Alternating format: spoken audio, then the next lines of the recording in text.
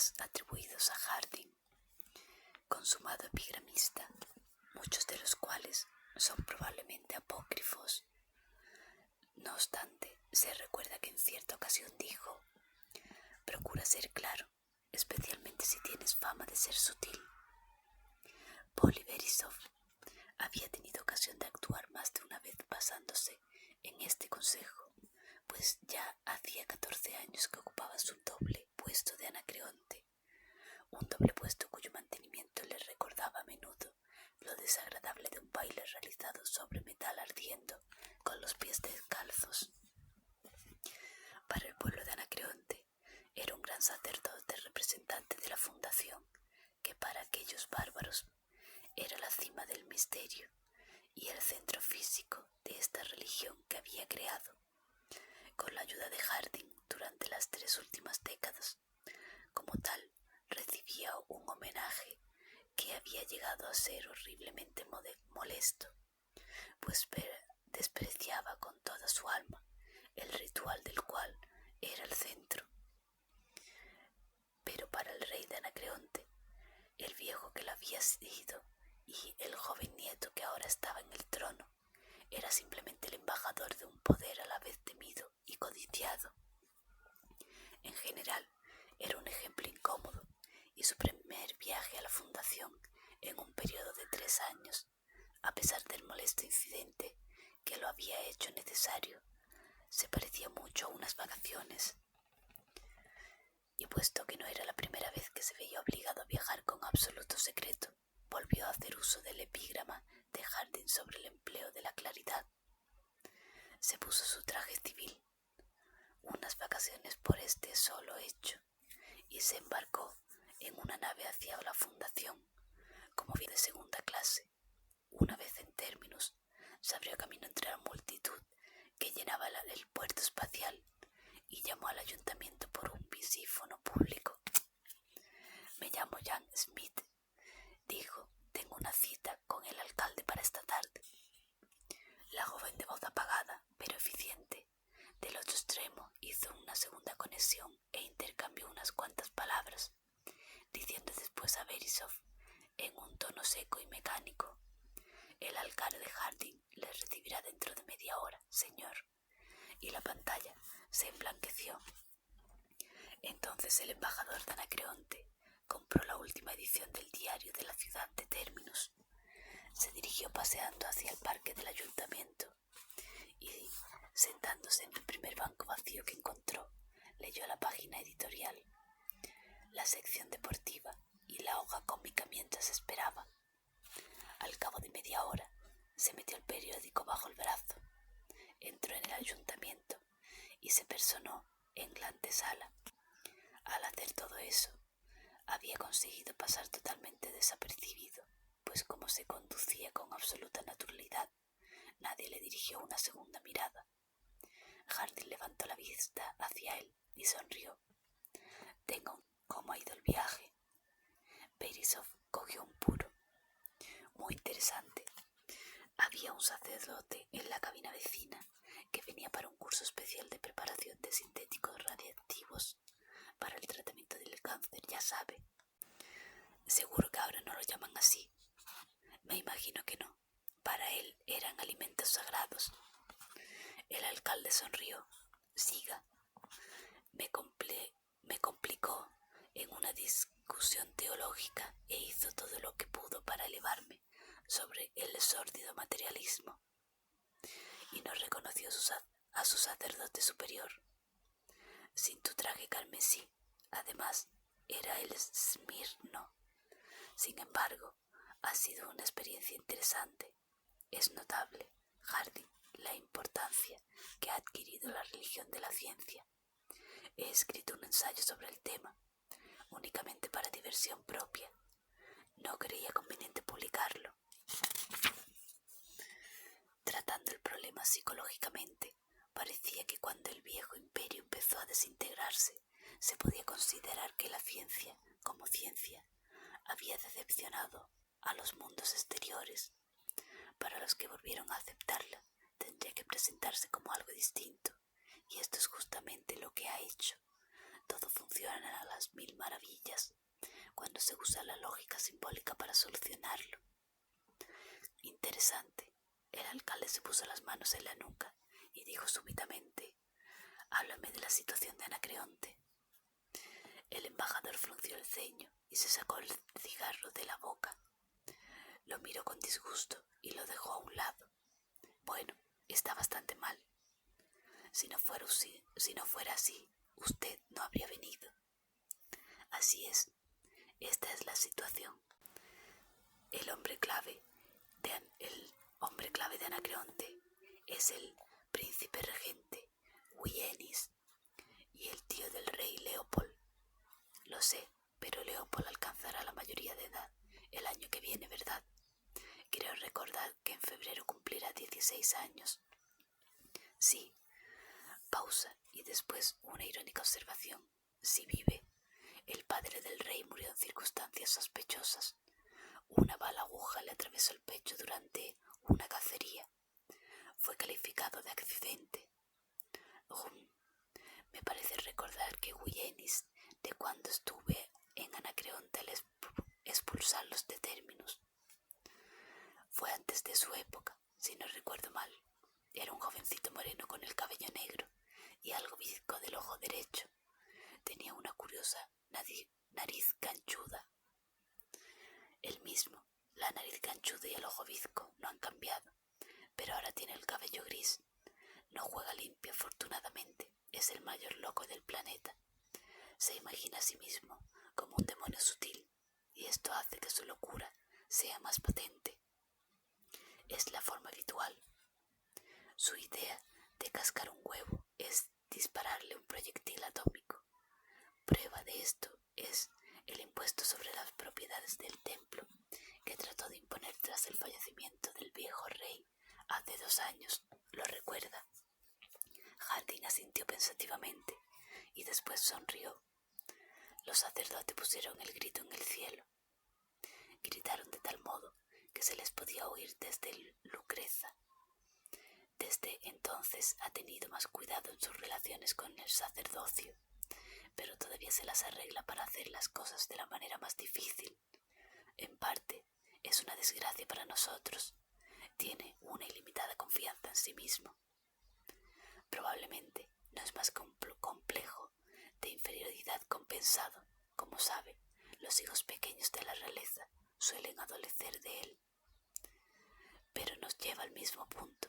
Se está muriendo de ganas de atacar a la fundación. Apenas consigue ocultarlo y además está en posición de hacerlo desde el punto de vista del armamento. El viejo rey construyó una flota magnífica y Huienis no ha dormido durante los 2 últimos años. De hecho, el impuesto sobre las propiedades del templo estaba originariamente destinado a producir más armamento, y cuando esto falló, se apresuró a doblar los otros impuestos. ¿Ha habido alguna protesta por eso? Nada de importancia. La obediencia a la autoridad establecida fue el texto de todos los sermones del reino durante muchas semanas. Esto no quiere decir que Huienis mostrara su gratitud. Muy bien, ya tengo los antecedentes. Ahora, ¿qué ha ocurrido? Hace 2 semanas, una nave mercante anacreontina tropezó con un crucero de batalla abandonado en la antigua flota imperial. Debe de haber estado a la deriva por el espacio por lo menos durante 3 siglos. En los ojos de Hardin centelló un interés repentino. Se enderezó. Sí, he oído hablar de eso. La Junta de Navegación me ha enviado una petición para que obtenga la nave con fines de estudio. Tengo entendido que está en buen estado.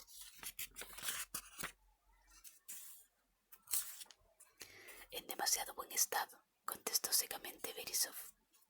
Cuando la semana pasada Huienis recibió su sugerencia de que se entregara la nave a la fundación, casi tuvo convulsiones. Todavía no ha contestado.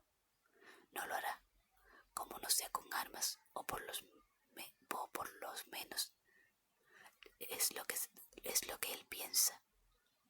Verá, fue a verme el mismo día que yo dejaba Anacreonte y solicitó que la fundación pusiera este crucero de batalla en condiciones de combate para que formara parte de la flota anacreontiana.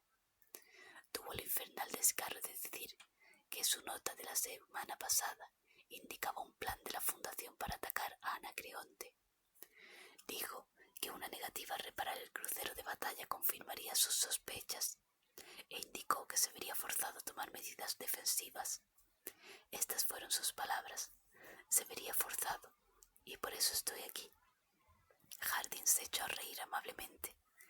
Verisov sonrió y continuó: naturalmente, espero una negativa, y sería una perfecta excusa, a sus ojos, para un ataque inmediato. Ya lo veo, Verisov. Bueno, por lo menos tenemos 6 meses de plazo hasta disponer la nave y devolverla con mis saludos. Que Huyenis lo considere como prueba de nuestra estima y afecto. Volvió a reírse, y de nuevo Verisov respondió con una debilísima sonrisa. Supongo que es lógico, Harding, pero estoy preocupado. ¿Por qué? Es una nave. Sabían construirlas en aquellos días. Su capacidad cúbica es la mitad de toda la flota anacreontiana. Tiene lanzarrayos atómicos capaces de destrozar un planeta y un campo que podría resistir un rayo Q sin ser afectado por la radiación. Una cosa demasiado buena, Harding. Superficial, Verisov, superficial. Usted y yo sabemos que el armamento que ahora tiene podría derrotar a Terminus fácilmente, mucho antes de que nosotros preparáramos el crucero para su propio uso. ¿Qué importa, pues, si también le damos el crucero? Usted sabe que nunca llegaría a una guerra real. Así lo creo, sí. El embajador alzó la mirada. Pero Harding, ¿y bien? ¿Qué se detiene? ¿Por qué se detiene? Siga. Mire, esta no es mi provincia, pero he estado leyendo el periódico. Colocó el diario sobre la mesa e indicó la primera página. ¿Qué es todo esto? Harding echó una ojeada. Un grupo de concejales está formando un nuevo partido político. Esto es lo que dicen. Verisov señaló el periódico. Sé que usted está más al corriente que yo de los asuntos internos, pero le están atacando con todo menos con violencia física. Son muy fuertes, fortísimos. Probablemente controlarán el consejo después de las próximas elecciones. No antes. Verisov dirigió una mirada de soslayo al alcalde. Hay muchas formas de hacerse con el control además de las elecciones. ¿Me toma usted por Huyenis? No, pero la reparación de la nave llevará meses, y es seguro que habrá un ataque después de eso. Nuestra complacencia será considerada como un signo enorme de debilidad, y la adicción del crucero imperial doblará la fuerza de la flota de Huyenis. Atacará tan seguro que soy el supremo sacerdote. ¿Por qué arriesgarse? Una de dos: revele el plan de campaña al consejo, o fuerce la salida de esta situación con Anacreonte ahora. Harding frunció el ceño. Forzar la situación ahora, antes de que llegue la crisis, es lo único que no debo hacer. Están Harry Seldon y el plan, ya lo sabe. Verisov vaciló y después murmuró: entonces, ¿está absolutamente seguro de que hay un plan? No puede haber ninguna duda, fue la severa respuesta. Yo estaba presente en la apertura de la bóveda del tiempo y las grabaciones de Seldon lo revelaron entonces. No me refería a eso, Harding. Es que no creo que sea posible planear la historia con 1000 años de adelanto.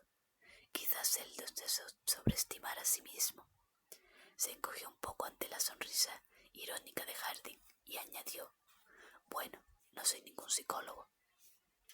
Exactamente, ninguno de nosotros lo es, pero yo recibí algunas enseñanzas en mi juventud, bastantes para saber de lo que es capaz la psicología, aunque yo no pueda explotar sus posibilidades.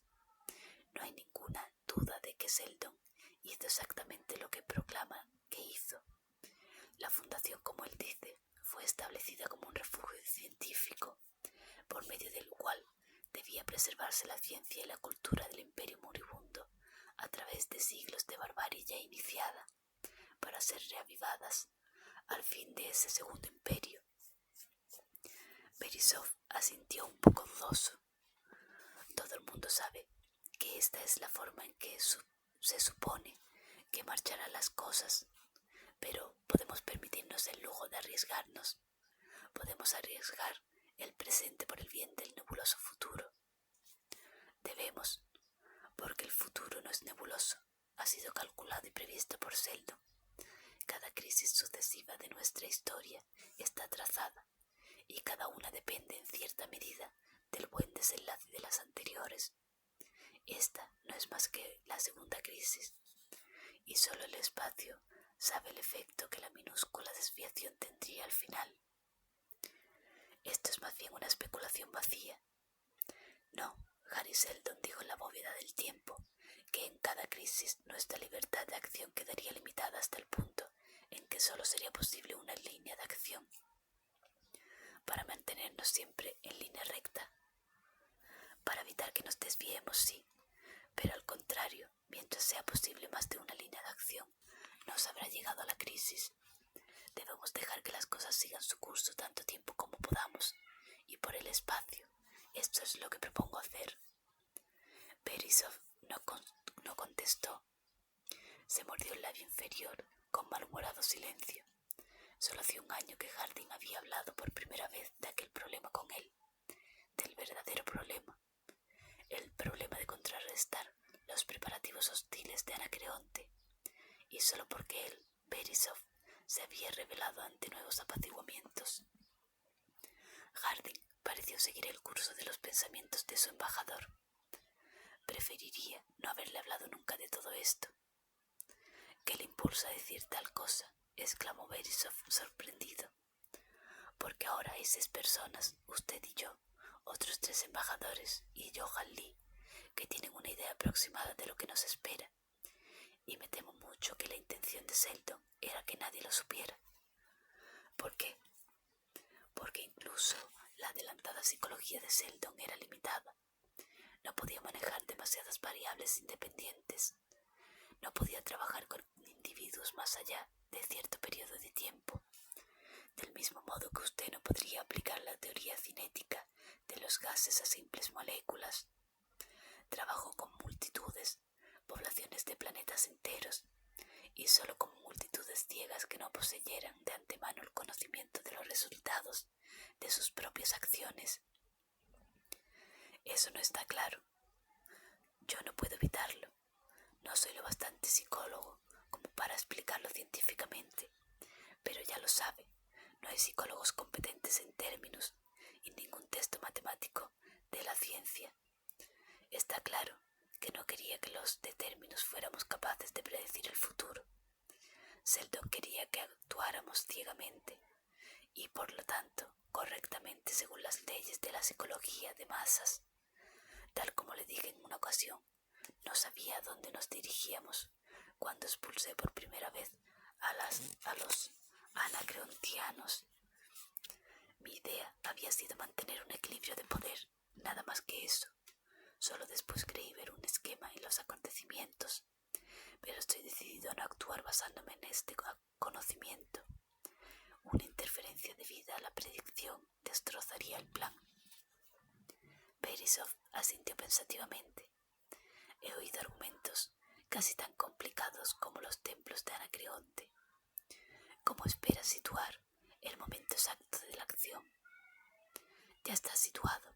Usted admite que una vez el crucero de batalla esté arreglado, nada evitará que Guyenis nos ataque. Ya no habrá ninguna alternativa a este respecto. Sí. Muy bien.